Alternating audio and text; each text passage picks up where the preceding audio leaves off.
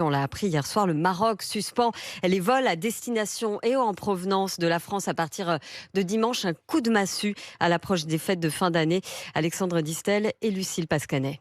C'est la déception pour Mounia et sa famille. Cette Marocaine vit en Auvergne depuis 13 ans. Après un an de séparation difficile, elle devait rentrer au pays passer les fêtes de fin d'année. Même si notre vie elle est en France, on est très très déçus de ne pas pouvoir y aller, même si on continue de s'accrocher à un espoir que ça change, que ça fait plus d'un an qu'on n'est pas rentré. Et c'est vrai que quand on est loin de sa famille, en fait, bah, voilà, les années comptent double et on ne sait pas quand est-ce qu'on va pouvoir les rattraper. Anaïs, elle est française expatriée à Casablanca. Impossible de rentrer pour Noël. Elle est excédée. On fait tout ce qu'on nous demande et on peut quand même pas se déplacer. C'est la troisième fois que ça arrive en 2 ans. C'est plus supportable. On est à bout de nerfs. Hassan Aboutayeb est gérant d'un hôtel à Agadir. Il juge cette mesure catastrophique pour le tourisme de son pays. C'est des touristes généralement qui viennent pour les fêtes de fin d'année.